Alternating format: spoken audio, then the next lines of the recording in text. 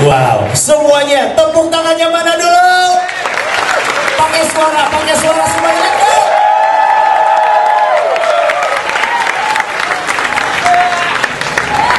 Gua menanti hari ini datang, teman-teman.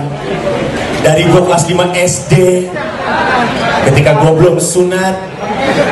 Kebetulan gua baru sunat minggu lalu, jadi jalan gua agak susah. Tapi gua menanti sekali kehadiran orang sebanyak ini nonton sesuatu yang disebut-sebut sebagai hanya orang cerdas yang bisa menikmati. Dan mari kita mulai. Gue buka juga karena gue beragama Islam. Gue bilang, gue buka dengan Assalamualaikum warahmatullahi wabarakatuh. Gue ini sebenarnya adalah bukan Islam yang taat, tapi gue memperhatikan Islam dengan baik dan benar. Kalau misalkan Jumatan, gue tahu lo suka tidur beberapa di antara yang orang yang beragama Islam angkat tangan, boleh lihat? Yang beragama Islam angkat tangan. Oke. Oh, sedikit ya. Oh, minoritas kita sekarang. Minoritas kita sekarang. Oke. Baru itu. Biasanya orang-orang yang laki-laki terutama ketika Jumatan, gue tau apa yang lo lakukan. Lo tidur ketika Jumatan, betul nggak? Lo tidur tapi lo pura-pura nggak tidur. Lo punya settingan tidur yang sudah terdefault seperti ini settingan. Jadi kesannya lo lagi mikir, padahal lo tidur kayak gini tidur lo. Ketika lagi Jumatan, benar? Tapi gue nggak tidur, gue memperhatikan. Karena gue memperhatikan, gue sadar di seluruh Indonesia, hanya ada dua jenis khotib. Khotib yang apabila berbicara seperti ini, dan khotib yang berbicara seperti ini. Betul.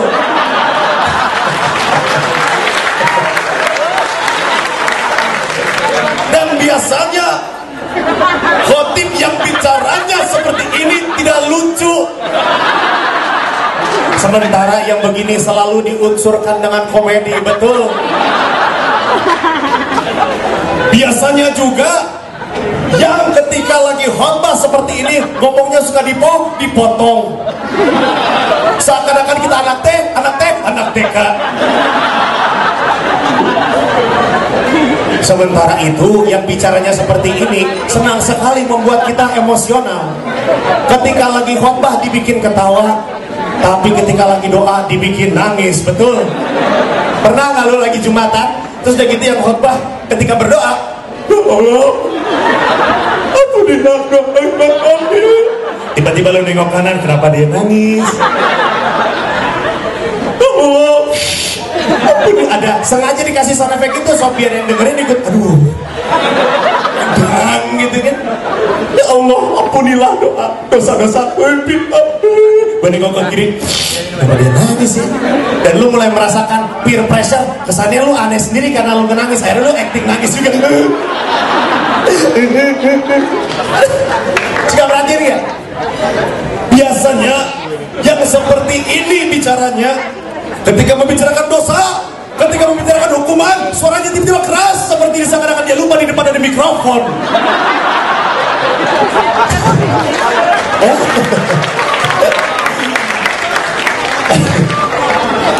Itu terjadi di semua masjid di Indonesia. Dan gue tahu nih yang laki-laki nih, gak usah yang laki-laki, teman-teman yang tidak beragama Islam pun, karena ada toa yang keras banget, lo akan bisa mengamati, oh ini lagi yang pertama nih, oh ini yang kedua nih. Lo dengar seperti itu. Dan gue juga pernah waktu itu, lo pernah nggak ketemu dengan khotib yang bikin lo takut sama hidup? Pernah nggak? Gue pernah waktu itu di Bandung, gue kuliah di sebuah kampus yang banyak kudanya, depannya ada masjid nih. Nah gue nongkrong di sini, khotibnya bilang, sesungguhnya barang siapa yang bergandengan tangan dengan perempuan yang bukan muhrimnya, sesungguhnya akan masuk neraka. Gue sama teman-teman gue, gak pernah muda dia soal. Habis itu hatinya bilang, dan barang siapa yang suka merangkul-rangkul perempuan yang bukan muhrimnya di neraka akan dirangkul oleh makhluk terbuat dari api. Terus di samping dia mulai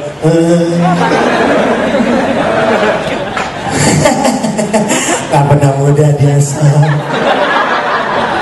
Lanjut lagi khotibnya, dan sesungguhnya barang siapa laki-laki yang suka berciuman dengan perempuan yang bukan muhrimnya di neraka, bibirnya akan ditarik dan digunting dengan gunting terbuat dari api.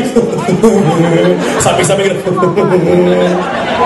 Dan barang siapa yang bercinta dengan perempuan yang bukan muhrimnya, sesungguhnya di neraka dia disuruh menoleh ke atas. Dari atas orang tuanya melihat sambil geleng-geleng, sambil ibu.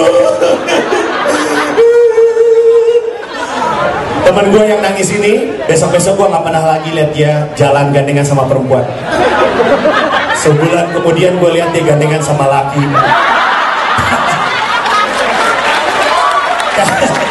Kayaknya dia salah persepsi ya. Oh ini sama perempuan gak boleh, sama laki boleh kali dia pikir gitu. Tapi coba lo perhatiin, ada sesuatu yang selalu seragam ada di seluruh Indonesia. Salah satu contohnya, kenapa di semua masjid di seluruh Indonesia ada aja anak kecil yang teriak amin, amin, amin, amin, amin, amin, amin, amin. Sekarang berarti nggak? Dimanapun masjid yang lu datengin ada aja bocah yang teriak amin, amin, amin, amin, amin.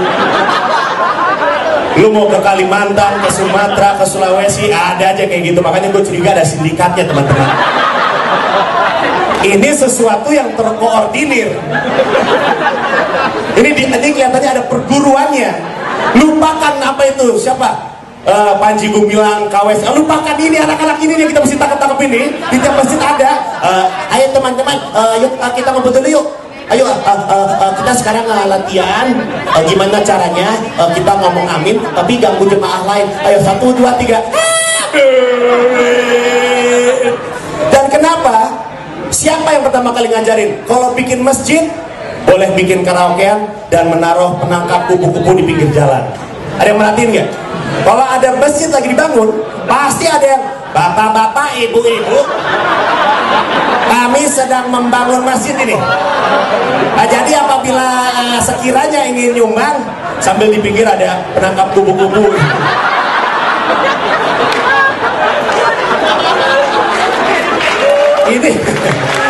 Ini siapa yang ngajarin ini? Ya? Siapa?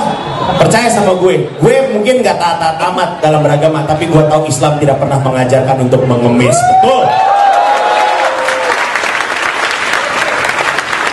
Dan gue bukan mencela Islam, bukan. Gue mencela para pelakunya. Gue percaya dengan Islam, tapi gue kadang tidak percaya dengan para pemimpin Islam. Dan itu adalah manusia. Manusianya banyak yang suka bikin salah. Setuju nggak? Kenapa dulu kalau orang ngomong Allahu Akbar, kita dengernya alhamdulillah, teduh banget ya, seperti lagi tidur di bawah pohon. Coba ucapkan lagi kawan, Allahu Akbar, alhamdulillah. Sekarang berubah, kalau dengar Allahu Akbar, oh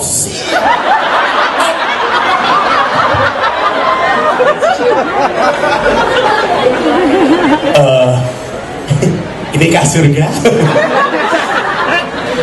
Sekarang kalau misalkan dulu lu dengar Allahu Akbar, kefala, alhamdulillah khair, ya kan? Dulu enak banget. Sekarang kalau dengar Allahu Akbar, nih kayaknya rombongan motor datang bentar lagi nih. Polisi minggir, lu gak guna polisi minggir. Ayo, motor, ayo.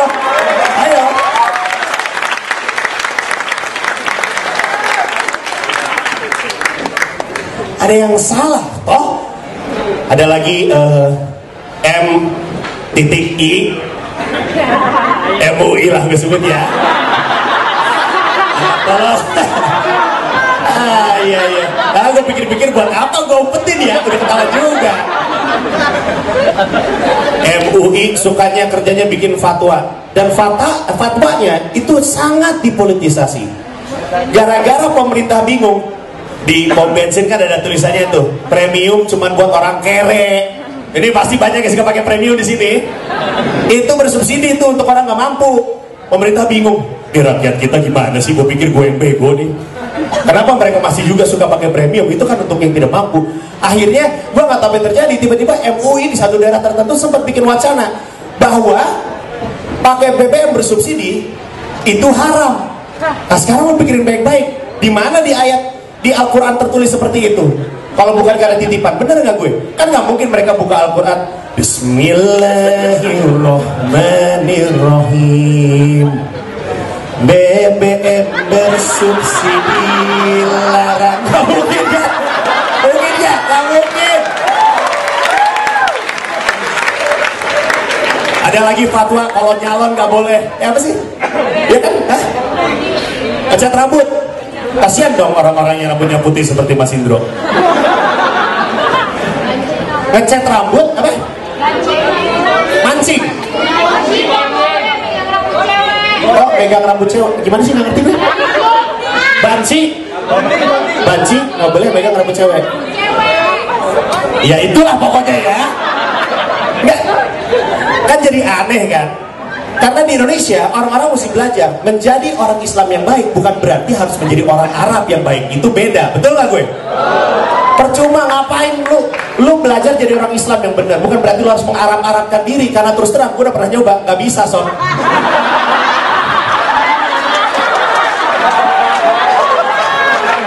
Indonesia aja.